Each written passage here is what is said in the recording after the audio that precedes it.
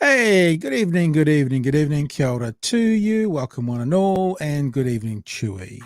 Hello. Hey, man, you got a green light on in the background tonight, not the porn star purple? No, I changed it around, keep people guessing. Yeah. Is it working? Yeah. Green and orange is the theme today. I'm guessing what? Green and orange. Orange and the lighting in the background there as well. Is that what I'm saying? Maybe a little bit Irish now that I think about it. Top of the morning too, yeah. Hey. How are you, man? You had a good day? Had a good weekend? Things rolling along? Not too bad. The builders are finished in the main living areas. And now you've got the bathroom, basement to finish off. We've got bathrooms in. Yeah. Kitchen's all finished off. Yeah. And now they're just working on a storage room downstairs, and then they'll be done. It'll be all over. The storage room just going to be like a shed, or is it properly lined and it's going to be a comfortable room? Should it be used for other than just storage? Basically it's a laundry room, right? Just downstairs, just because we've got one of those houses where it's just like a bare dirt and concrete basement. So we've just made it a bit more clean and usable and nice to be in if we're down there doing laundry. Yes, busy old day today for me. Lots of stuff going on here, but I was quite sad to hear. Actually, it was a little bit before my time, but when you get reruns and it feels like that you are someone who was a part of the generation that watched Friends, and Rebecca Howe and there with Ted Danson. Sad to hear the passing of Kirstie Alley today. I love this. Oh, I didn't hear that. It's the best life an actor can lead. Your hours are like a banker's hours, only better. You don't have to do hair and makeup during the week. You perform one night a week. The show's shot in front of a studio audience. So very sad news. Very sad news, the passing of Kirstie Alley. Well, when I say very sad news, it's very sad news because it's sad when people pass away. But 71, short bout with cancer is the understanding, and Kirstie Alley passed away today. It reminded me a little bit. No, it didn't remind me. Sorry, but I had some downtime this afternoon. You get those days and you kind of go work, take a break. During the take a break moment, I had a flick around the internet and I came across this documentary. And I knew nothing about it, but it looks interesting. And I like those little quirky, not big budget, haven't really heard too much about them documentaries. If you find a gem, you got to tell people about it. And if you follow me on Twitter, you'll have seen that I've already basically put out there today what the little gem that I found today was. But also I was going to let you know about a couple of other little gems that I found. And when Chewy gets back, Chewy being the cinephile, I'm sure we'll hear from him as well. There's a documentary from 2006 called Wordplay. If you haven't seen that, fantastic little documentary. Wordplay is the documentary about the guy, I think his name is Will Short or Shorts, who writes the crosswords for the New York Times. So the documentary is about him, but it's also about the community of people who do these crosswords, high profile people, people that you don't know, and also the world championship of crosswords. So Wordplay, really, really good little. I came across that, loved it to bits. There's another one that I came across that I love to bits, and it's called Who the Fuck is Jackson Pollock? You seen that one, Chewy? Who the fuck is Jackson Pollock? I can't say I have heard that one. No. Crazy old trucker woman in America finds a painting in a thrift shop that then some people believe was done by Jackson Pollock. And so the movie, and so she's like, who the fuck is Jackson Pollock? The whole movie is then a journey to find out if this piece of art that she's bought in the thrift shop is actually original Jackson Pollock. Speaking of art, another one that I found and really love is called Exit Through the Gift Shop. It's a little bit better known than these other ones, but story of Banksy, the street artist. a mad I was gonna say Irishman, a mad Frenchman who's filmed him, who's making a documentary. The documentary ends up being terrible, so Banksy takes all the footage from the documentary and turns into a documentary about the Frenchman. Very, very good. So anyway, the one I found today, Joey, that I was going to tell people about, it's called The Pez Outlaw. Knew nothing about it. Saw the write-up on it. Thought, wow, I'm gonna have a look at this. This looks interesting. So we all know what those Pez things are. You know, those little Pez things that you pop the head open and pull the thing out. Well, there's again, they're often these crazy people, crazy American hillbilly in the 1990s discovered that there was a whole bunch of Pez dispensers being made in Europe that weren't being released in America. So he spent time traveling to Europe, buying Pez dispensers, coming back to America to sell them to the collectors.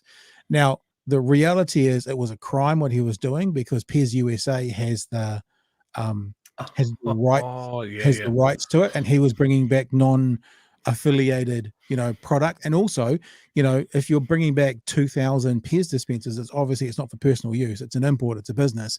So the story is about this guy his story is illegally importing Pez dispensers in the 90s, much to the chagrin of Pez USA, wanting to then basically break the Pez world open. And after I watched it, I had a look on Rotten Tomatoes, and at the moment it's 100% both audience score and tomato meter.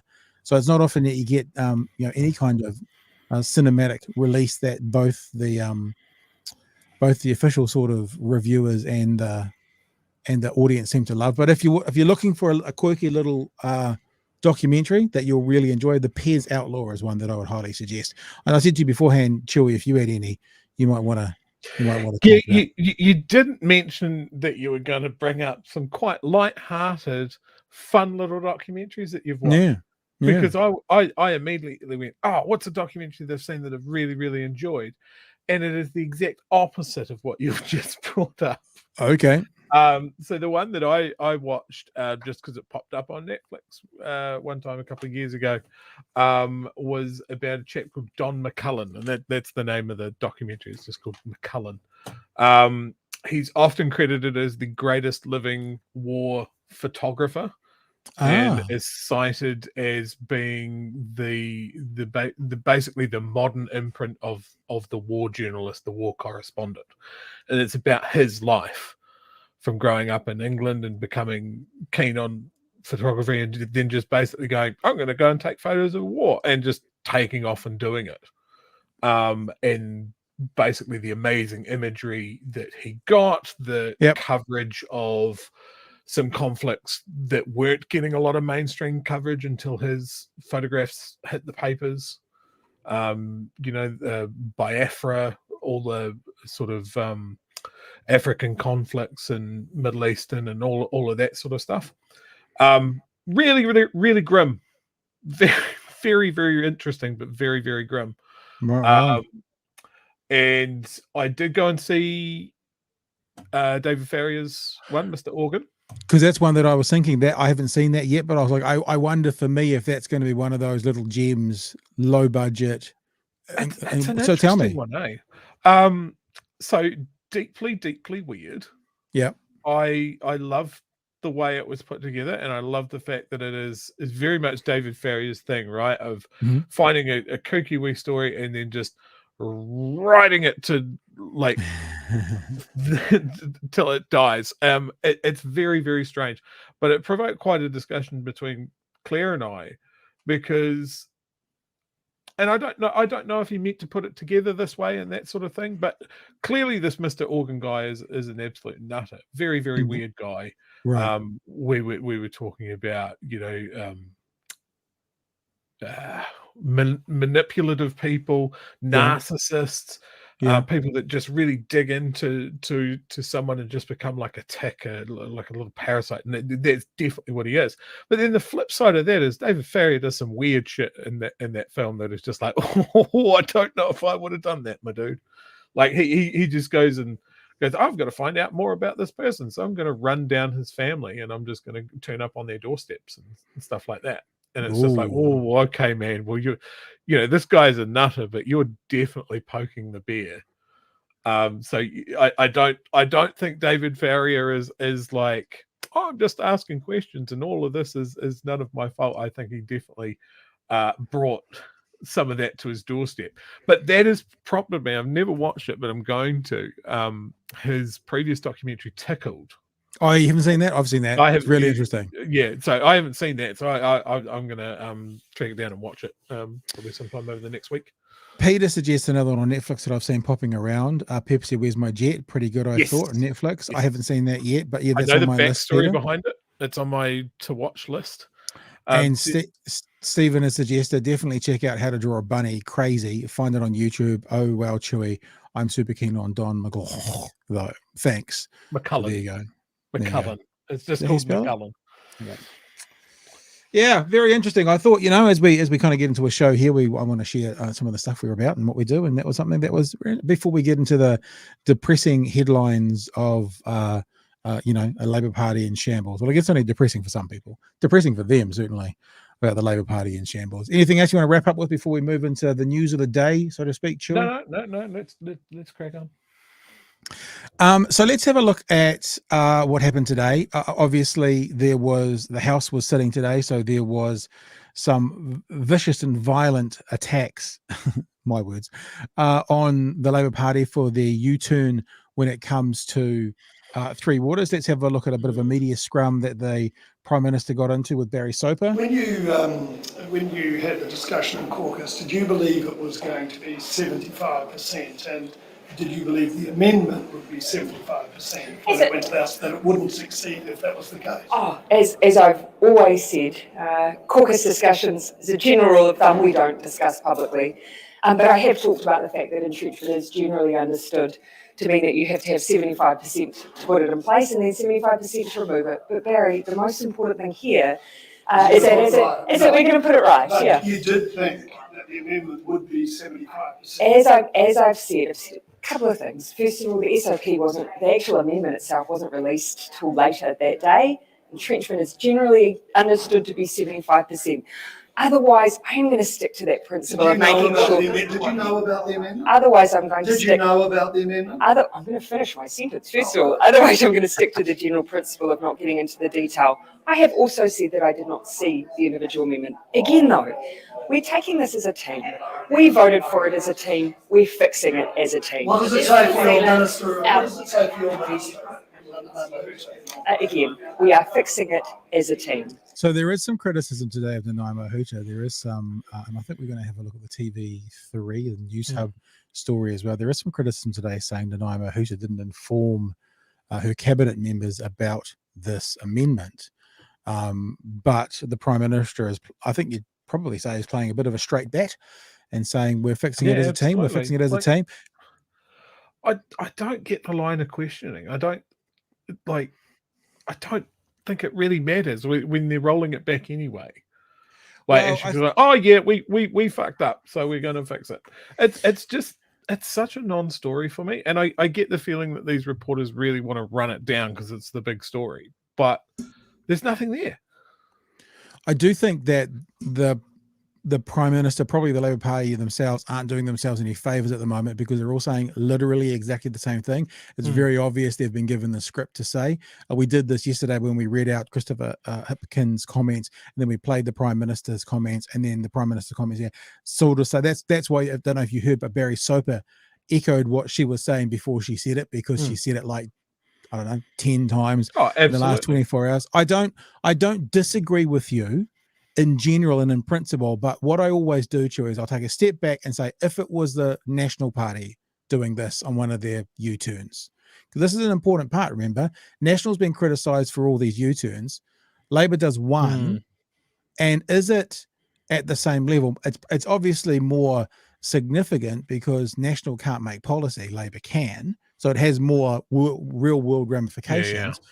But would the media be pushing back on, would you and I be pushing back on Mr. Luxon as hard if he'd done this U-turn, if he was saying that he'd caused a mistake?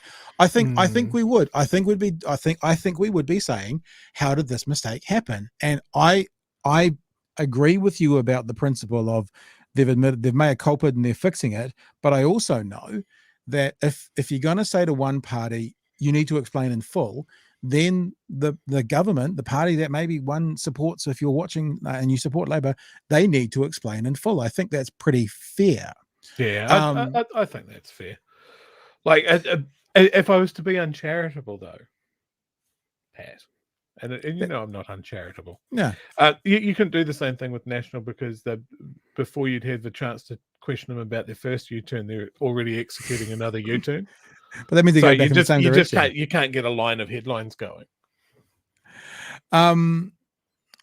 We also said last night, and I think I did the show with you, Chewy, when National moved away from the top 39% tax rate being abolished, we congratulated them. In fact, I think I congratulated them. Maybe you had a bit of sick come up in the back of your throat. Definitely. For changing their position, because what they've done is they've done the correct thing. So it's equally, if we got to hold Labor to the same standard, that which is answer the question, and I'm going to talk about answering the question shortly. I'll get back to that. But if we're going to hold Labor to the same standard of National as answer the question, then equally we have to be people who criticize the media for being impartial.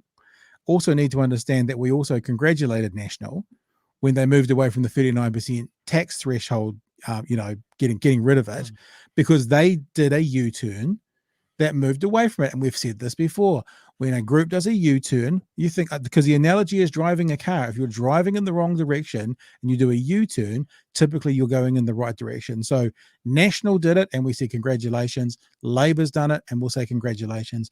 National does a U-turn, we want to understand why and what went wrong. Labor's doing a U-turn, we want to understand why and what went wrong. I think it's a fair question. And I think that Labor has this issue of coming off as elitist. I talked to that on my other podcast a couple of weeks ago, the progressive activist guy who's been doing it for 50 years. And the problem with the left is they like to use 10 words when 5 will do. They don't like to repeat themselves. This is something they do. They do come off as elitist, like they get accused of being, even though all of those people on the right also went to, private school and that kind of stuff as well. And this is a moment where I have to be honest, I actually feel this rote answer and the non-answers is not helping them look of the people, if I can put it that way. I don't know if I agree with that. Like, I don't know. I don't like repeating myself either. And I guess that's because you're an elitist leftist, Chewy. No, it's because I believe I've been very clear on this. That it's just you answer a question and then they'll ask the same question in a slightly different way, and it just makes me want to put a gun in my mouth. Like, and okay, that's the job that they signed up for. They're going to get that. They're going to have 15 reporters standing in a hallway asking them the same question in a slightly different way. Oh my God, how boring is this? Especially when you've just gone, hey, yeah, guys, we fucked up and we're going to put it right. What happened to the answers? I want to hear the question that I want to hear that I haven't heard is someone to go, cool, so this isn't going to work. How are you going to protect the water assets? Yeah, I agree, 100%. That's a more interesting question that I want to hear, and I'm not hearing it. I agree. We said that last week. We were like, that's the question that needs to be asked of Mr. Luxon. If you're not for this, then how are you going to protect water? And if you are, how? But I do wonder with all politicians, let's move away from Labor now, is what happened to the answer yes or no?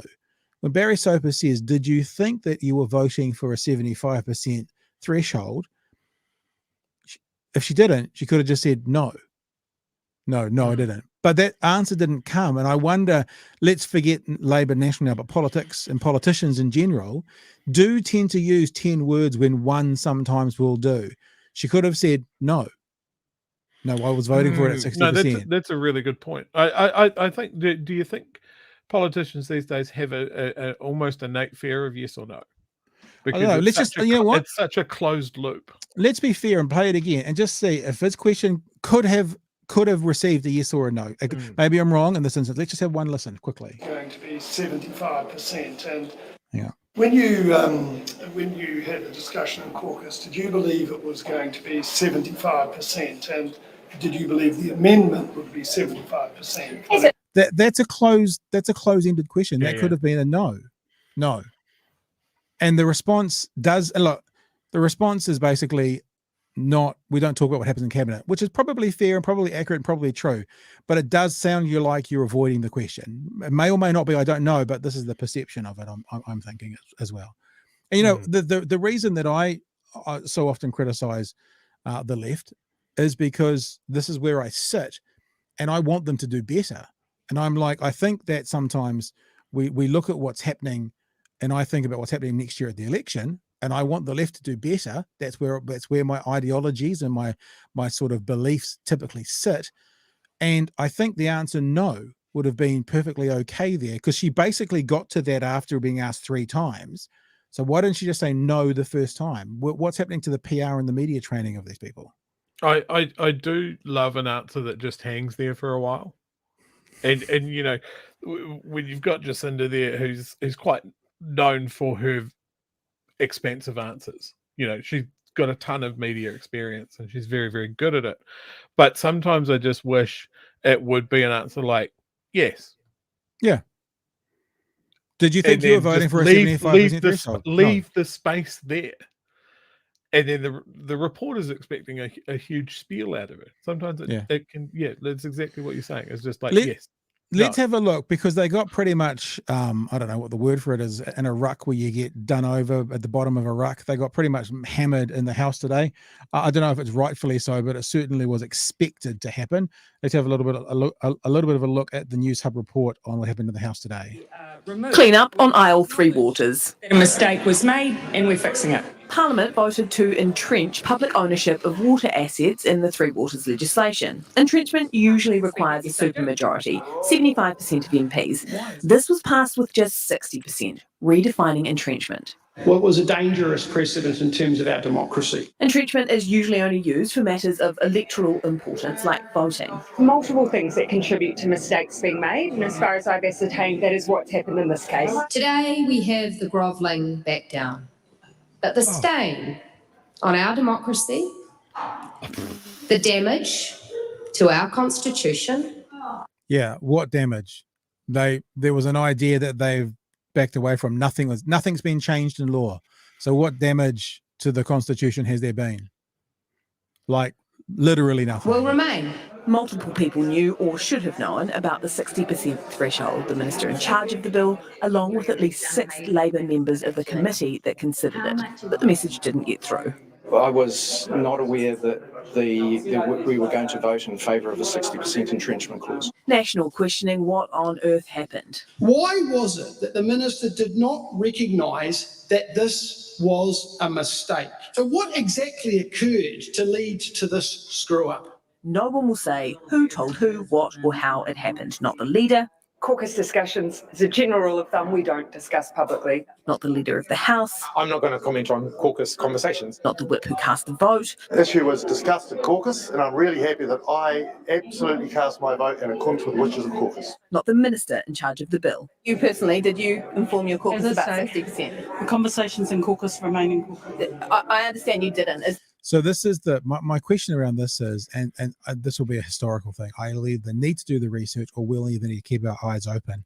If at any other stage have they happily shared what was talked about in caucus, then they're being hypocrites. I don't know the answer to that, but now, like, if in 3 weeks' time, if they come out going, well, in caucus today we said this, this, and this, it's like, hang on, again, you can't have it both ways. Now, I'm not accusing them of doing that. I don't know. But this is the consistency thing. And one of the things, Cherie, that I'm going to play something for you shortly about the question and answer thing, because it's something that I hold quite dear to me. And I'll give you an example of when I did a podcast with Don Brash. I'll play that for you in a second, but we'll just get to the end of this and then you can have a crack. Is that correct? Is it acceptable that neither Minister Mahuta nor any other minister failed to tell her about the entrenchment provision before her government passed it? Of course, he just did a double negative there. Is it acceptable that they didn't fail to tell her? I think we know what he means, even though he just basically said they told her, because not failing to tell someone means you told someone. Mr. Speaker, I refer to every public statement that I've made on this matter. The Prime Minister covering for her, claiming collective culpability. We're taking this as a team. We voted for it as a team. We're fixing it as a team. A team of 64 and not a single one to blame. Kia ora, There you go. We'll leave it there for things. So go for it, Chewy. What are your thoughts? Yeah, like I would generally say that I would agree that they don't talk about caucus discussions in public. But Or Bruno. Don't talk about caucus or Bruno. In this particular case, though, it feels awfully convenient that they're just ducking behind that rule that I have, like, I can understand it. I don't think I've ever seen it really mentioned. Yeah, the problem is when you start to deny something or say we don't do something when you're under pressure, it looks like an avoidance. It's almost like when something good is happening, we don't talk about like I'm thinking about Hamilton West. Oh, sorry, the name Dharma, Sharma drama, Dr. Sharma. Did they come out of caucus then? I get the feeling they came out of caucus talking about what was talked about in caucus. Am I right or am I wrong? Because I think there was some leaking around that discussion, but that was him leaking what he'd heard. So who knows? Yeah. So I guess I should be careful not to cast aspersions before I know. But when you defend something by saying I'm neither going to confirm nor deny it, it's a negative, it always looks suspicious. When you say I'm not going to confirm nor deny when it's a positive, well, you don't typically do that. So only really when someone comes for an attack, you go, look, I can't talk about this. You don't typically say that when you've won a gold medal. Oh, look, I can't talk about it. You know what I mean? So, it always, it either is suspicious or it just always looks suspicious. So let me jump into this thing about questions and answers. Yeah, I think it's really, and I'm going to play you a bit of a podcast that me and Jeremy Elwood used to do called The Slightly Correct Political Show, and it was where we were talking to Dr. Brash, Don Brash. And I asked him about answering questions because I feel, I don't know if it's passionately, but I feel quite strongly that as a public servant, if the public's asking for an answer, you need to answer it. And I made the point very clearly with Don Brash when he was talking about an election is a job interview, right? Let me play you a bit of this. More than once now, I think it's important. This is going to come back to the job interview thing. Fine. By the way, that's me with a sick throat. That's why I sound so squeaky. Finally. This is not about you again. It's about politicians, but I've got an example of you here. Let me play it to you first of all, right? I won't play the whole thing because it's 60 seconds, but have a listen to this.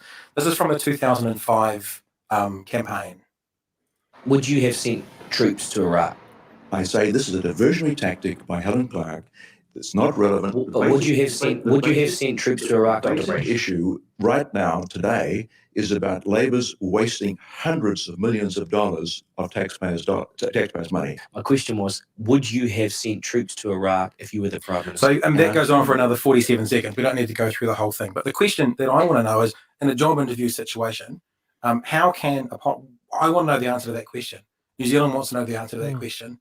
If it gets asked, how in a setting looking for us to employ you, you or a politician, if we're talking about everyone doing it, not just yourself, how is that acceptable to not answer that question? Well, I take that point. And I'm uncomfortable listening to that interview now, to be frank. But I mean, I try very hard. There you go. So the point being, can you imagine sitting in a job interview, right, for whatever job you've got right now out there, and they say, could you answer this? And you go, and no, you're asking me something that's a diversionary tactic. That's not the important thing right now. Do you know, it wouldn't happen. So I guess what I'm saying is I want my public fucking servants, the ones who are living off my tax dollars, fairly well, actually, better than most of us, if they get asked a question, whoever it is, to answer the question. That's, and maybe they can't in this instance because of the cabinet rules, but it does come across as convenient. I guess that's I think we've stumbled into one of my major frustrations with just the way things are at the moment is politicians don't necessarily want to tell you everything. I get that, but it's the media's job to get that information out to the electorate. And then I'm seeing so many instances where they're focusing on the wrong things or they're asking the wrong questions to the wrong people. And they're not doing the job either because I just don't know. Right. Yeah. Well, I mean, I guess this is, as the public, we have to either decide to put up with it or not. We put up with the half truths, half answers, non-answers, diversionary tactics, and we punish the party that's doing that at the polls. And look, every party's doing it right now, no question about that. Or we don't, and we put up with the people who we are employing not giving us answers to questions that as employees they should be giving to their employers. Their employers are us. Yeah. So, And I mean, there's been so much discussion around media and how it's developed, you know, the RNZ, TVNZ merger, all of that sort of stuff. Like, when people have studied how people are consuming their media and how, you know, if you're not seeing what you want to see in the media, if people aren't asking insightful questions and getting good answers back to communicate out to the electorate, you just give up. You don't. There's no opposition. There's no alternatives. You just run off into an echo chamber of social media to get your news. Yeah. And that just has become a vicious cycle where the papers and the news organizations aren't getting bums on seats, eyeballs for their advertisers, so they're not getting money, so then they're chasing clicks. You know, I watched a piece today about how, you know, we've often brought it up, culture war. How culture war isn't a fucking thing. It's a tiny minority of people on the extreme left and right having at each other over social media. It is not a reflection of the general public, but those polarized ends get so much attention. A single tweet can be spun up into a headline as long as it's got a culture war spin, and then the politicians react to that. That's terrifying. Yeah. Rob also mentions when the media is asking gotcha questions and trying to nail politicians to the wall by using answers against them, it seems really reasonable for the politicians to be guarded. And look, I think it's okay. I don't necessarily disagree with that statement. I mean, it's a quite a big statement which would require quite a lot of unpacking. But as a basic kind of idea, I don't necessarily disagree with it. But what I would say is that you have two choices here. Yeah, one is to be guarded and come across like you're trying to avoid the question. Two is to be open and honest as you can be. And maybe for some of us watching our politicians, that will be refreshing and be considered an absolute positive that this person, even though they're admitting that they've ballsed up, are being honest about it and actually going, look, I'm an honest person. I mean, I can't believe the Prime Minister said that she didn't read the amendment. I think that was the most embarrassing thing about that whole thing. How can you be voting on something you haven't fucking read? I guess that's my naivety, because there's many legislations that MPs wouldn't read that are hundreds, if not thousands of pages long. But in general, this was an amendment, a small amendment, to have the Prime Minister say that she didn't read it. And they have that. I don't think that's a defense. I think that's a bit of an embarrassment to say, we voted something through that we hadn't read. It's a bit scary if you ask me, but that was an honest thing. So why, if you're being honest about that, which seems more embarrassing, why can't you just say, did you think you were voting for 75%? No. Or yes, but I was wrong. I made a mistake. Yeah. And I think further to what Rob just said there in the chat, you know, having your shields up for the gotcha questions, right? The media, the relationship between the media and politicians is supposed to be give and take. The media is supposed to be the best way of disseminating news out about what Parliament's doing, and they should definitely be useful to a politician. Yeah. But then the take part of that is the media is supposed to be the ones keeping the politicians honest. And if they get into just the stalemate of nobody's giving any information, nobody's asking the right questions, then it just all falls over. Yeah, I don't know. I mean, it's. I don't want to toot our own horn here or anything, but we were that same interview with Don Brass that I did. That was the interview that I've talked about before. I asked him if he's cheated on two of his partners, how can we, the public, be expected to trust him?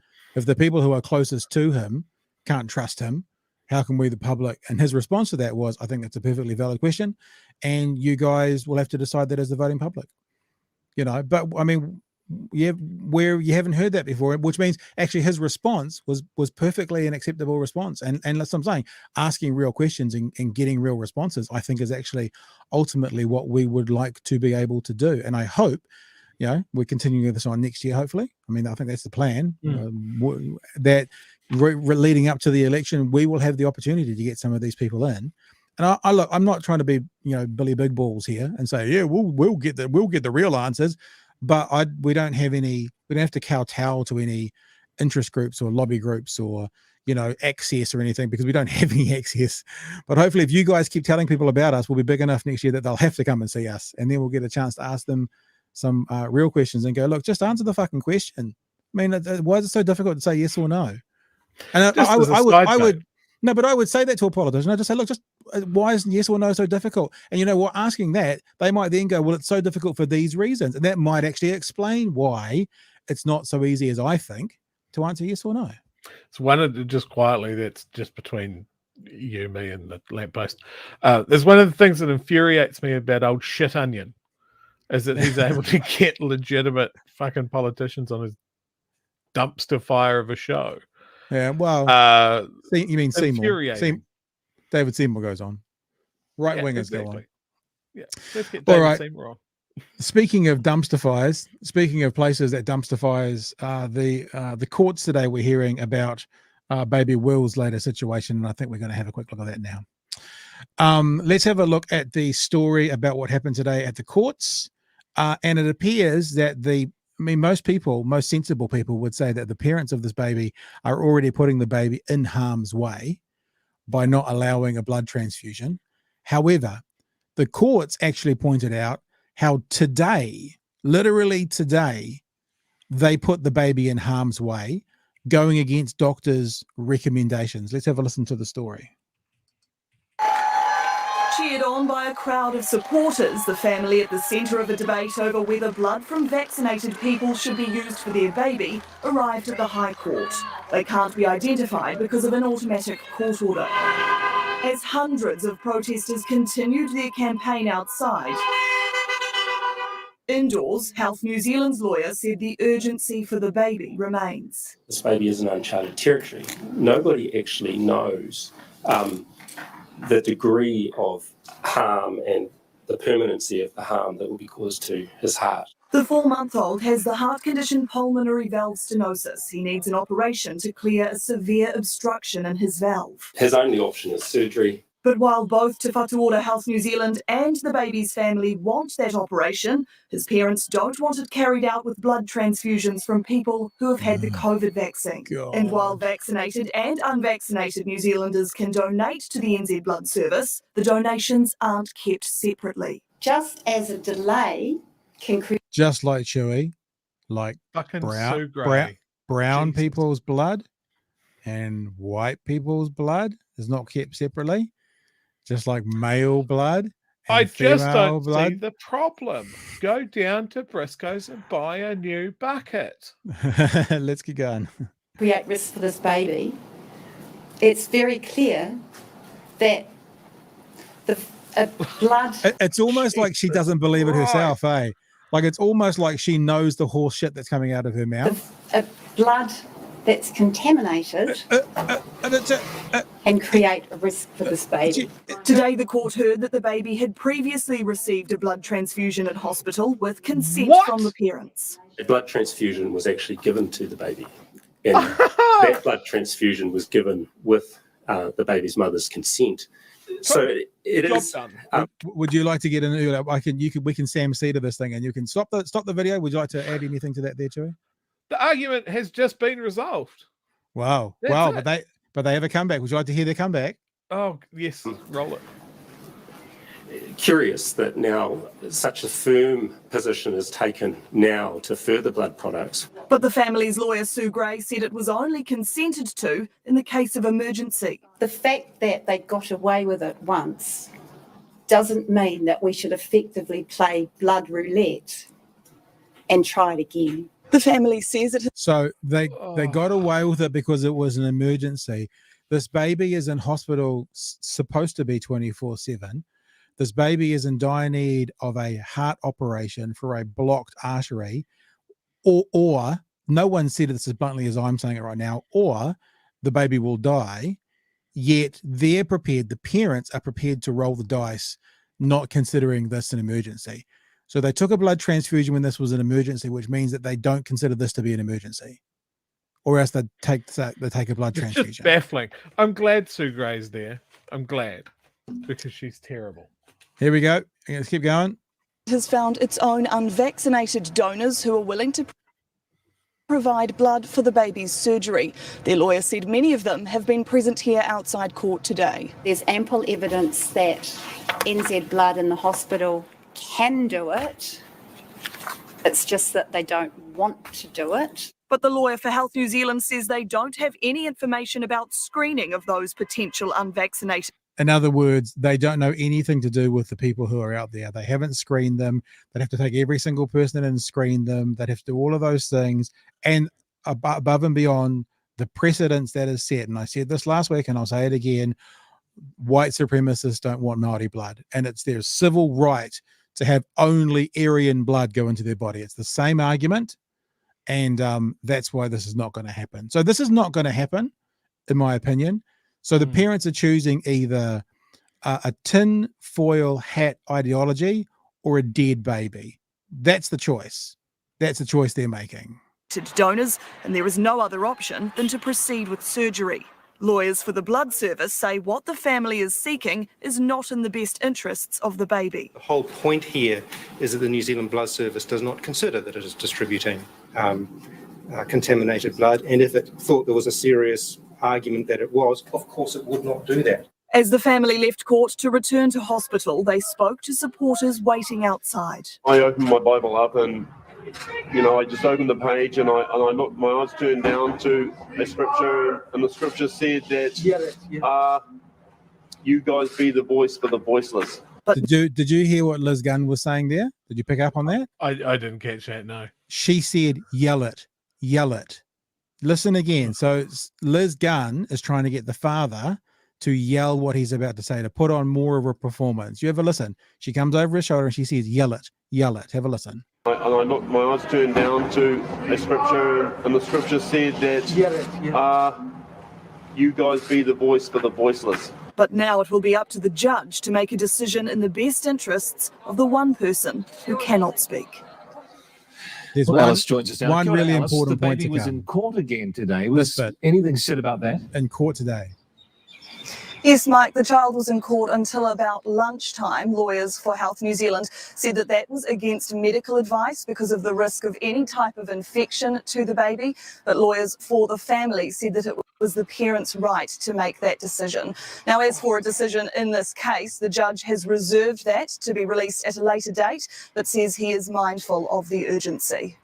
So there you go. So literally today, Fucking infuriating. literally today, the parents put the baby in harm's way by taking the baby out of the hospital and putting in a situation with risk of infection. When they said that, the risk of infection thing, I just did actually think as well, the idea of COVID and stuff that's going through the roof at the moment. I mean, I don't know the medical side. I can't say this with any medical certitude, but one would think that if the baby or something, I was listening to David Packman today, not friend of the show, friend of the podcast, David Packman. He's got COVID, his partner's got COVID, and their baby's got COVID. Now, if this baby got COVID, I don't want to be too dramatic, but who knows? And this baby is standing in amongst, by the by, what we can only assume is a huge group of unvaccinated people who couldn't give a shit about getting COVID, who think it's not real and aren't going to do anything to protect themselves, all those around them. Whilst this baby who should not be out of hospital is coming to court at the hands of its parents, who are A, putting the baby at harm's way today, and B, putting the baby in harm's way by not giving it a blood transfusion, which they've done before. Yeah. And let's be clear about this. Voices for fuckwits, Sue Gray, Liz Gunn, all of those moonbats with the perfectly smooth brains, they win either way. Yeah. Whatever decision happens here, they win. If the baby dies, they win. Yeah, then it's the government killed the baby. If the baby dies, it's the government did it. And it takes the baby off, the court swoops in and takes the baby off the parents, they win. Yeah. It is just I don't know if the parents understand that. They are being used. No, this is what we've said, Chewy. Those groups have a literal poster child, like a literal poster child at the moment. I wanted to share one thing as well. This is not my story to share, so I'm going to be very careful on the details. okay? Because I've got friends who are closer to this person than I am, was. But you heard the father then say, I opened up my Bible and the page it dropped out at. So they are obviously what they are considering to be a Christian family with Christian beliefs. Now, I would challenge that statement because the Jesus that I've read about and learned about wouldn't want to put a baby through this, looking after the widows and orphans. The good Jesus is a socialist. If you just want to check that up, it's pretty clear. But I have had a lot of involvement with the church through my life. And this is the part where I'm going to be a little bit sensitive to exactly how much I share. But I had a friend, a colleague, someone that I knew who had a heart issue. And he opened up his Bible and it fell open at a page. I'm paraphrasing. I don't exactly know what happened. But long story short is he had the belief through his faith that his heart condition had been healed. So we stopped taking his heart medication. Sadly, I was at his funeral within a few weeks. So with the greatest of respect to people who have a faith, with the greatest respect to people who have religious beliefs, it doesn't supersede the medical world. It doesn't supersede what's going on for this baby and the operation that they need immediately. And opening up, I would guarantee you that this guy that they called the Prince of Peace, right? This character from that dusty book 2,000 years ago would be very, very, very keen to see a baby get the best possible care it could, not to fold under some parents' inane, irrational, wrong ideologies having fuel poured on them by groups like Counterspin Media and Liz Gunn.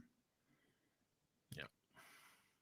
So this means I see many angles to this. Some of them, and I'm saying slightly personal. He was a mate. He was a friend of mine, but I wasn't in his best of closest circle. Others were, which is why I'm being sensitive to giving out too much information about it because it's not really my story to tell entirely.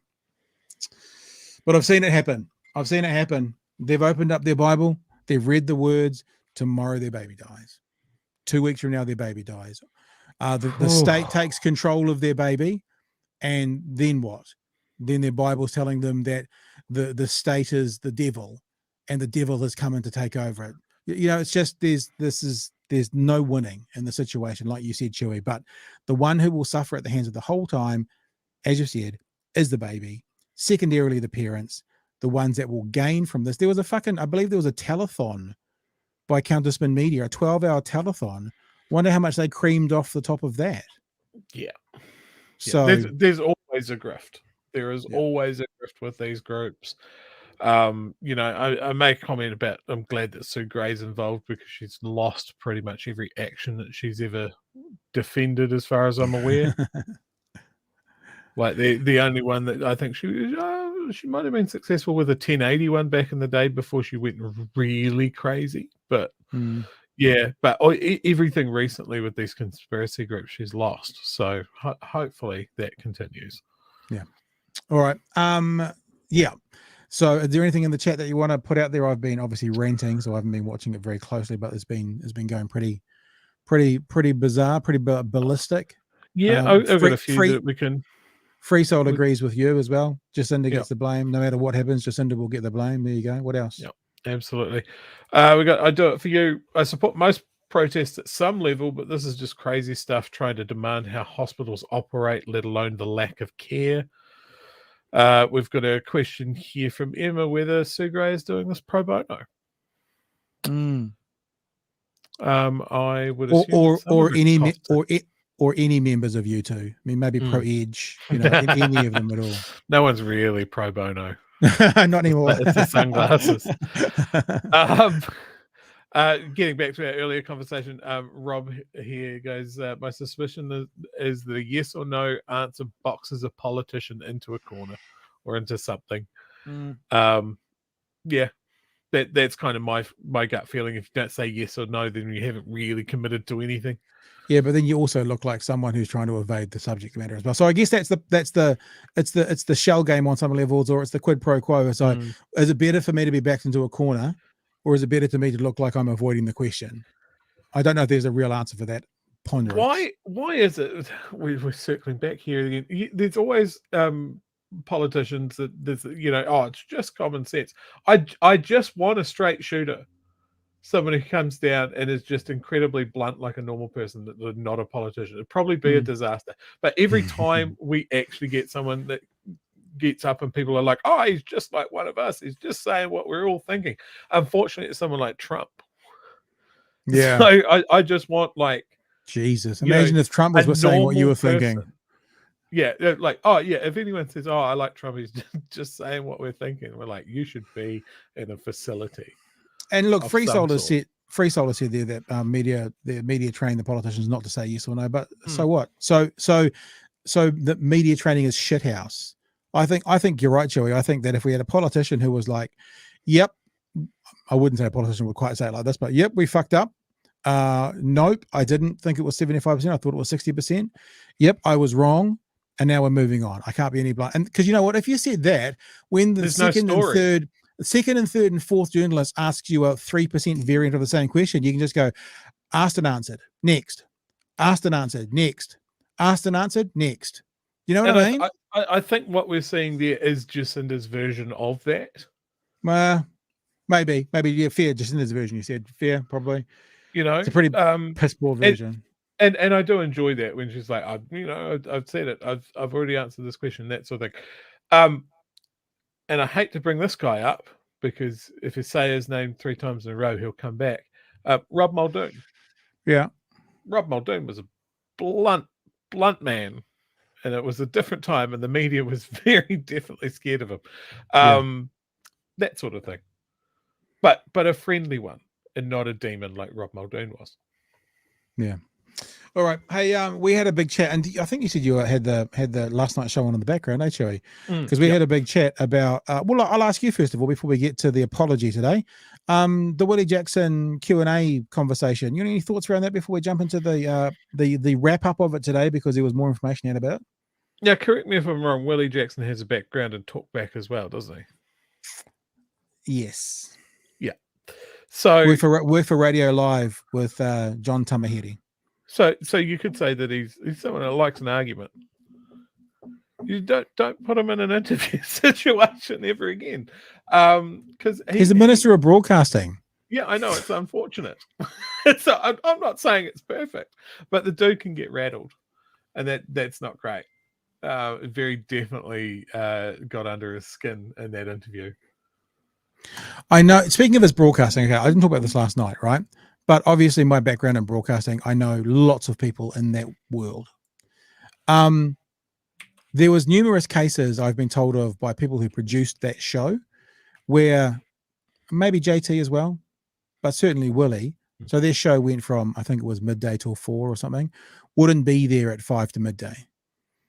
Would turn up as the news was playing at midday, walk into the studio with no prep, no nothing, and just try and do a show. So can I put it this way, which sounds a little bit unfair, but from someone with some experience in that, and humbly some recognition in that, he was not a good broadcaster. He is not a good broadcaster, but he's got that on his CV, so he's the Minister of Broadcasting. Yeah, that's not good. That's not good. Yeah. It's especially with like this potential merger between TVNZ and Radio New Zealand could be a fucking disaster. And I would love someone with a bit more oomph behind him to be wrangling this. I don't quite get why it's such a big deal. We have RNZ basically continue as it is. TVNZ go commercial free. TV I be the like commercial that arm. idea. You mentioned that last. But how is that a problem? That sounds great to me, but I think it's the potential for that to get all fucked up. I guess, I mean, like, we're not sitting in the big boys' offices making the big boys' decisions, but it doesn't seem that difficult to do. Like if the concept is simple, RNZ stays as it is, TVNZ becomes commercial free and really does start. I mean, like, you know, they've got some great programs. I think one's called Attitude. It runs on a Sunday morning. It's for the disabled community. Obviously, it's got a very small market and a very small audience. But that market with public money deserves to be recognized and spoken to. Yeah. You know, whatever the community is, it wouldn't matter if it was 2% of the population, 22%, or 222%. You can't have that, but that if you have a genuine public broadcaster, then you focus on the stories, not on what rates. Unfortunately, TVNZ still at the moment needs to include as part of their conversation what rates, because although they're not doing it at the moment, there's an expectation of a dividend and a return from the money that the government gives them. Fuck it. Let's move away from that. Make that TV2 expectation of a dividend and a return. Make all those fantastic commercial programs on TV1 move to TV2. It'll be the best channel in New Zealand for commercial stuff because everything will be in one place. And TV2. make TVNZ BBC World, BBC News, you know, like non-commercial. TV2 becomes wall-to-wall American sitcoms and Mitre 10 sponsored Reno shows. And cooking shows. And cooking shows. And TV1 is just panel shows and locally produced comedy and New Zealand music and some of the excellent visual content that Radio New Zealand's been doing on YouTube and stuff like that. I want to see my favorite thing that Radio New Zealand's done. Have you listened to Black Sheep? I haven't listened to it, but I do know exactly what you're talking about. That's won awards all over the world because I did Joel, because the Black Sheep was also the Joel Tobeck television series around the same story, and I interviewed Joel a couple of times around that actually through the COVID period. So no, I actually haven't listened to it, but I know what you're talking about. Yeah, that needs to be a filmed thing. Animated. I don't care. I want animated. I want it. By the Simpsons. No, like Radio New Zealand's done some really good animated features, like New Zealand history stuff. That's been really good, and I would be excited for something like that. I guess I don't trust it. You know, we're too small a country to have a fully commercialized multi-channel media outlet. It's going to have quite a bit of public funding, but then the right don't want any public funding in it, and they just want it to be completely profit driven, which we've proved over the past 30 years doesn't really work. Well, and also I coined the phrase, not that I coined the phrase because it happened on YouTube, the adpocalypse, but that's what's happening in mainstream media at the moment, the adpocalypse, because, you know, people are finding different places to put their money, like into podcasts, because it's a better return. It's a better return for their dollar, and it's a better engagement with their audience. So they need to figure it out.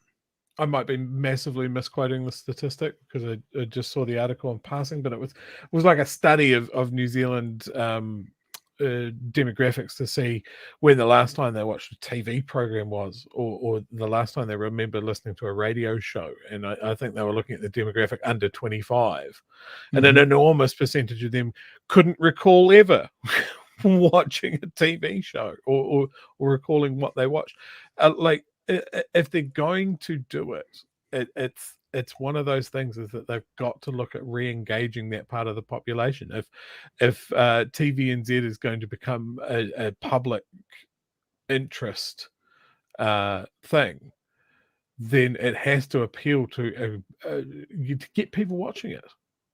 Yeah, and look, I mean, it's incredible. Like, to have a successful election, to have an engaged and educated population, there needs to be the means to do that. And I think the media is an amazing way to do it. We're different in New Zealand, like BBC, ABC, I think PBS in America, they're all, the radio and TV are already all tied in together. In New Zealand, it's separate for some reason. So really, this big hubbub about what's going to happen, all we could possibly do is just say, let's do it like the rest of the world. It also means it could cost less, but I don't think that should be the conversation. This conversation at the moment, the one thing about the Jack Tame conversation around, you know, costing so much money and where is the money going to be saved, and Ryan Bridge the other morning, it's like, it's not relevant. And the reason it's not relevant is we need a solid news organization that, whether the adpocalypse kicks in again next year to News Hub or to any of the radio stations or to any of the podcast groups or anything, it's still there as a cornerstone. So the money is actually irrelevant. It doesn't matter if they don't save money, in my opinion. But it also could mean, obviously, you combine newsrooms and they could save some money. You could also then have hosts go across both things. You could have the hosts that are on RNZ. I mean, Jesse Mulligan's a good example at the moment, who's also working on the project. I'm not saying that he would have to leave the project, but he's a talent that could then work across TVNZ or TV1 and RNZ, and you could find ways to integrate everything and use it as just a big fucking information center for New Zealanders to get a hold of. You could also have partisan shows. You could have right-wing commentators, left-wing commentators, and you could also have neutral news. You could actually do it all, and you could do it on the public ticket, and you could make it you know what just jumped into my head? I've got to be careful because it'll be clipped. Jumped into my head as a joke was the single source of truth. That was what jumped into my head as a joke. But it could be a reputable and trustable source of information very easily. And I think that's what we need, especially especially in this current age of disinformation. Fuck, we've just talked about it with the Baby Will thing. And, you know, it will take time to build that and make it what it would be. Maybe you should hire me, TVNZ and RNZ boards. Maybe I'll come and sort it out for you. Even not just news, but just New Zealand culture, New Zealand stories, employed New Zealand. You know, like it used to be a running joke that if you wanted to get anywhere in film or media in New Zealand, you'd end up on Shortland Street. That was the only thing going. You know, we can do better than that. You know, there's I think back to you know, pulp comedy. Yep. You know, shows like that. New Zealand music shows. New Zealand stories like Maori TV has done some amazing stuff with just telling, specifically I'm thinking around like Anzac Day, the stuff that they do about New Zealand stories and that. That's what I want to see. I want to see that stuff. When we talk about massive holes in the collective knowledge of New Zealand history, fantastic way to solve that problem. Get some engaging content on the New Zealand wars or earlier colonial times, or, you know, heaps of stuff. Yeah. There's of room for innovation there. This has been the world's longest introduction into talking about the actual thing we want to talk about, but it's been great, which means we don't really need to focus too much on this. Oh yeah, I forgot that's what we're going to talk about. So Minister Jackson has come out and apologized today for the Q&A interview. Let me just go through a little bit of this. Jackson's comment prompted an intervention from Prime Minister Jacinda Ardern, who yesterday confirmed that she had spoken to him. Ardern said she didn't agree with some of the comments, particularly those that would be interpreted as being in opposition to the government's strong stance on editorial independence. She believed Jackson was still fit to be broadcast minister.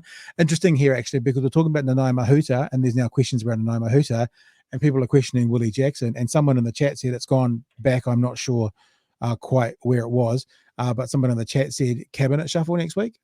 Who knows? We shall see. Undermine them. Jackson, speaking to the media this morning, wouldn't divulge what had been said between him and Ardern. Expect to say her concerns were expressed. We had a good talk yesterday, and it's all good. Asked if he understood editorial independence, Jackson said it was incredibly important and apologized if his comments indicated otherwise. There's no intention to interfere in terms of anything with regard to the new entity. And if it came across like that in the interview, then I'm sorry, because the reality is editorial independence is everything. He acknowledged his tone during the interview might not have been appropriate considering the topics being discussed. The reality is I've got a certain style. It works most of the time. It obviously didn't go too well on Sunday. Along the way, there's always a misstep. And clearly, given the response from the media, it was a misstep. Part of it was also, and I think I talked about this yesterday, when the minister also cast doubt over the future of Q&A, saying Tame could soon become the frontman from Trevor Island as his existing show might not be sustainable without the merger. And I don't think he was actively saying, you know, get on board or we're going to get rid of you. But that's the clunkiness of the language that many have interpreted as, dude, what are you doing? Yeah. No, I saw that bit and I was like, oh, Jesus, you did not think before opening your mouth. You know, why mention that show when it could have been Rapist Island? We do need a t-shirt printing press, don't we, for these ideas that we come up with, that we can just the next day get in there, do what do you call it, screen print, and put them on the merch thing. I don't know what it is. Now, in the chat, I'm going to bring up a comment. This is definitely something we need to talk about if this merger goes ahead. If these ideas that we're talking about, TVNZ, happen, we both refuse to acknowledge the one show that should be the front and fucking center, anchoring the whole goddamn thing. I don't know. Ice TV. Yeah, Bring but back Ice TV. But the reason Ice TV was so good, A, it was because it's our generation, and B, it was because it was Nathan and Petra and John. Like, I don't know about you, Bring but them if back. you look, What are they doing? If you look at what now, which is still running, you go, ugh, who are these terrible people? And it's not because they're terrible; it's because it wasn't our generation. You know, our generation was other people on what now, and a different style of it happening. So to bring it back, they'd have to also bring back, you know, can you catch lightning in a bottle twice? That old saying. Yes. You have to bring back all. Oh, okay, I'm sorry. I didn't realize you could. That was that easy. Sorry. We're just going to go back to all the cultural touchstones of the early 90s to the early 2000s. That's it. That's my line in the sand. That's the only way I'm going to support this project. I'm sorry. Well, if we want to do that, we'll get a hold of Petra and we'll see if she's up for it. Yeah. Let's bring it all back. I seem to remember. God, I don't even know what channel this was, and I actually brought it up with her. Sorry, can I just ask something? We've just tangented. Obviously, the tangent's just kicked in. I'm just checking. This is the tangent. This is okay. Just checking. Okay, fine. Just checking. Go. Very clear. Very clear. I'm struggling to remember her name. New Zealand female comedian. Yeah. But I ran into her. I think I was opening for her during the Fringe Festival, and I brought up something that I had seen her on in the early 2000s, which was like a late night music, like M2. Okay, you remember M2? Yeah, it wasn't there for long. And she was hosting that, and was obviously half in the bag, and it was getting worse as the show was going on. But I have never laughed so much in my life as her losing coherent speech and train of thought as we headed towards 1 a.m. And I tried to bring that up, and she goes, "Oh, that sounds exactly like me. I don't remember it at all." No, I didn't watch much of M2 because they were my opposition when I worked on Juice TV. Oh, yes. Yeah. No, I remember though. Hey, but speaking about getting cut, I mean, that's our plan, obviously, for the upcoming election, and it's 8 months away. But for the debates, we need to start making bingo boards to pass out to people to skull when various things are said. Yes. So if you come up with any of those, like squeezed middle would be one of them. You know, with these phrases, we fix our mistake. We could put that on there from Labor. We fix the mistake. That could be in there now. Every time Winston mentions woke, you drink. And therefore you'll be in hospital in about 30 minutes. Yeah. I think I've been perfectly clear. Would have to be in there. Yeah. Prime Minister in the last 2 days has said, if I can finish my answer, she did a couple of times in the last couple of days, maybe on the 19th. So, okay, we're done for the night, I think. I'm sure Chib will tangent again. We'll go for another half hour, but in general, we're finished. The night of the 19th is the last show for the year, Monday the 19th. We should get people to come along with their quotes and sayings from the year from the politicians. And even though it's a long way away, we should start to assemble a list, because if we don't, what's going to happen is it's going to be June next year. We're going to be like, oh shit, what were all those things they were saying last year? What was all those things? So we should start connecting with. I see people are mentioning Tadpole in the chat as well. We work with Renee at Channel Z. So that's it's a very good reference point as well. That Buddha album was outstanding. All right. Are you still there? Or have you frozen? No. Oh, no, you're still there. You were looking very intent there for a second. I was just like, oh, that early 2000s for New Zealand music was amazing. There was such a big push behind it. It was accessible. It was on multiple radio stations. It was all over TV. And it's just poof. It's gone. Yep. That's what pretty much happens. And that was a lot to do with Channel Z. Actually, they had whatever it was, 70% quota or 60% quota, some massively high quota, and bands like Tadpole and Wash and even Stereogram. And I remember Channel Z going about their New Zealand music quota, and you probably haven't heard about this, but Radio 1 down here ran, maybe it was BNet in general ran with this. I definitely remember Radio 1 and RDU up in Christchurch using it, but they would kind of sideways reference Channel Z's 33% New Zealand music quota. And they go, we don't have a quota because some New Zealand music is shit. And I love that because they already played a whole bunch of New Zealand music, but a lot of the other stations during New Zealand Music Month especially would just go, oh, we need to pump up our numbers, so we won't add new artists, we'll just play the artists that we do play now more right during New Zealand to make it look better. Yeah. Actually, since we're talking about New Zealand music, we should probably acknowledge the news from today, the sad news. Oh, go from the Clash? Yeah, the Clash? No, the Clean. The Clean. Yeah, yeah. That's a real bummer, eh? Goes missing for about a week, and Hamish Kilgour from the Clean found dead today. There yeah, very sad. Because I mean I associate Dunedin as a whole with the song Tally Ho. Right. Like that's the Dunedin sound song for me. How old was he? Do you know? Not off the top of my head. No. Do you know? Can I tell you something that is really ridiculous? This shows how far people have gone. I saw a post. He was 65. I saw a post from someone today saying, "When will this stop happening?" Trying to link this to vaccines. Oh, fuck's sake! Really? Yep. Saw it in a public forum. Saw it in a major Facebook page. So, yeah, whatever's happened, it's off to the coroner. It's always sad. 65 is far too young. Yeah. Yeah. I guess. Thoughts and prayers. Is that what we say? I don't know. Well, I don't say it. No. Go and put on a clean record. Go and listen to Tally Ho. Go to Spotify and send some fractions of a cent to his estate, to his family. All right. Yes, sad news. Let us wrap up now. Let us depart. Chewy, it's been lovely being with you.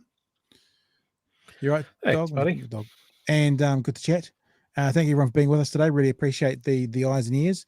Remember, the last show for the year is it's too long. I'm going to stop teasing it, but it's the 19th of December. But we want everybody here because it's going to be the last one for the year. And yeah, other than that, normal shows for the next couple of weeks, and then we all get a Christmas break. Be interesting. Maybe we should put out there as well if people want us to put out some best ofs through that time period. I'm going to be still working. I'm going to be doing some work on Today FM, so I'm also thinking about live streaming the shows I do on Today FM. I haven't got permission to do that yet, but I'm going to ask the question and see if we can make it happen. And if we can, I'll probably put them up on the channel as they're going on, which will be weird because every time there's an ad break, I'll just be sitting back doing nothing. You could learn yo-yo. I can already use the yo-yo. Paddle ball. I can't do the paddle well. I'm pretty good with the yo-yo, and I'm a demon with the chattering and the juggling sticks. Pretty good. I'm a clown, a former clown. All right, team. Thanks for being with us. Appreciate you all. And Chewy, thanks for being with us. Appreciate you. And we will see you tomorrow night from 10 p.m. Jeremy Elwood will be in the hot seat with us. And until then, be safe, be well, and we will catch you anon. Hooroo, hooroo, hooroo, my friends.